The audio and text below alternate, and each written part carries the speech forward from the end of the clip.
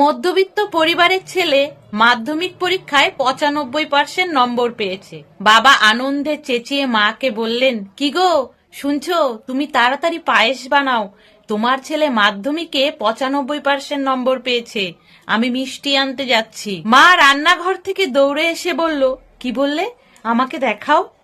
মাঝখান থেকে ছেলে তখন ফট করে বলে উঠল, বাবা মাকে রেজাল্ট দেখিয়ে কি হবে, মা কি পড়াশুনো জানে নাকি, মা তো নিরক্ষর, আমার মার্কশিট তো মা পড়তেই পারবে না।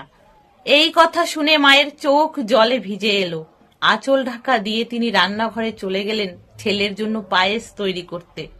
বাবা তখন ছেলেকে বলল, হ্যাঁ রে, এটা সত্যি তোর মা নিরক্ষর, তোর মা অশিক্ষিত, আবার এটাও সত্যি তোর মা দুধ খেতে একদম পছন্দ করতো না, কিন্তু তুই যখন গর্ভে ছিলি, তুই যাতে ভালো থাকিস, সুস্থ থাকিস, সেই জন্য তোর মা পুরো 9 মাস পর্যন্ত প্রতিদিন দুধ খেত, শুধু তোর জন্য, কারণ তোর মা নিরক্ষর ছিল।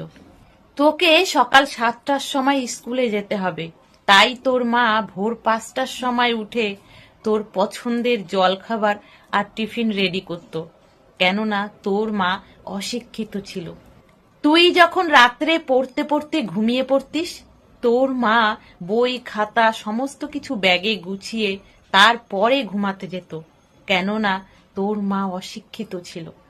ছোটবেলায় তুই বেশিরভাগ সময়টাই অসুস্থ থাকতিস, তখন তোর মা সারা রাত তোর কাছে জেগে থাকতো, আবার সকাল হলেই সংসারের কাজে লেগে পড়তো, কেননা তোর মা অশিক্ষিত ছিল। তাই তোর মা তোকে আমাকে ভালো জামা কাপড় পরানোর জন্য ব্যস্ত হয়ে উঠত, আর নিজে 2টো কাপড়েই সারা বছর পার করে দিত, কেননা তোর মা নিরক্ষর ছিল। তাই তোর মা ভালো ভালো খাবার বানিয়ে তোকে আমাকে খাওয়াতো, আর নিজে যা হোক কিছু খেয়ে নিত, অনেক সময় তো আবার না খেয়েও থাকতো, কেননা তোর মা নিরক্ষর ছিল।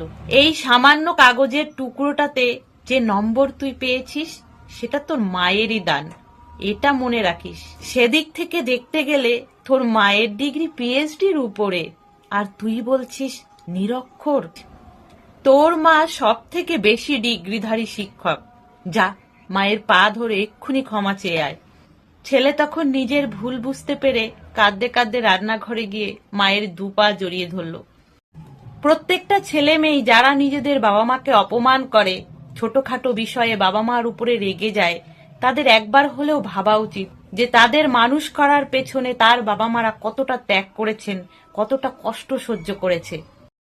তাহলে বন্ধুরা, এই ছিল আজকের একটা ছোট্ট গল্প। যদি ভালো লাগে প্লিজ লাইক করে দিও, সাথে কমেন্টেও জানিও তোমাদের মতামত।